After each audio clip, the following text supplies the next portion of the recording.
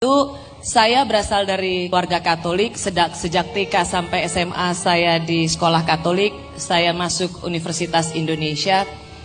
Saya selalu merasa dijaga oleh umat Muslim Indonesia. Saya tidak pernah merasa bahwa kita punya isu agama dari dulu, berdampingan, bersama, nggak ada. Saya sebagai minoritas tidak pernah merasa terancam sedikit pun, karena saya tahu sebagai minoritas kami tahu diri dan juga tahu yang mayoritas selalu menjaga minoritas. Jadi isu itu biasa saja. Saya ingin menceritakan pengalaman bagaimana kami bisa hidup seperti ini.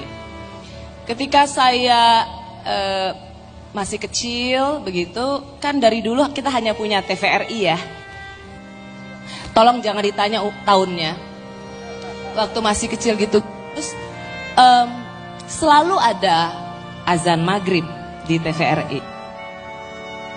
Saya almarhum itu selalu mengatakan, termasuk besarkan mic saya, besarkan volumenya. Televisi itu, ibu saya mengatakan, kita nggak tahu apa artinya, tapi saya tahu ini adalah alunan kemuliaan untuk Tuhan.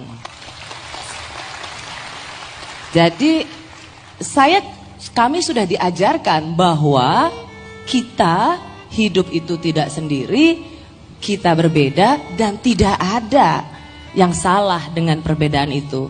Selama kita tahu diri, kita menghargai dan menghormati perbedaan itu. Dan buat saya, nilai dalam keluarga itulah yang membuat saya memiliki, dan kakak-kakak saya memiliki pemahaman seperti ini. Jadi penting sekali nilai yang ditanamkan di keluarga, Pak Menteri. Ya, terima kasih Mbak Rosi. Jadi selama ini sama sekali tidak merasakan sebagai bagian dari minoritas, begitu ya? Justru merasa dijaga oleh.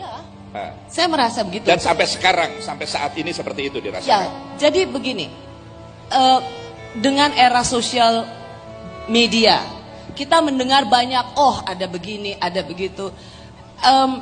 Buat saya, kita menyaring sendiri gitu. Mana sih yang benar, mana sih yang nggak benar?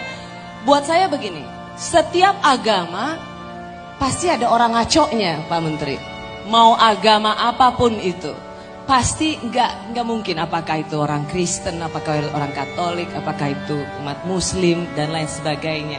Karena ini kan bukan tentang agamanya, ini tentang pemeluk agamanya, dan itu bisa saja berbeda satu sama lain. Buat saya, kalaupun ada seperti itu di sosial media, itu biasa saja. Itu tidak mengganggu pandangan saya dan penghormatan saya pada umat Muslim pada umumnya. Dan saya mau bilang begini, Indonesia adalah negara demokrasi dengan populasi Muslim terbesar di dunia.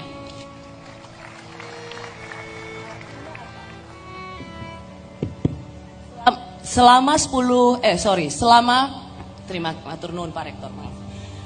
20 tahun reformasi, dari masa Orde Baru yang tadi diceritakan oleh Gusmus masuk ke era reformasi saat ini, kita punya banyak PR, kita punya banyak kendala.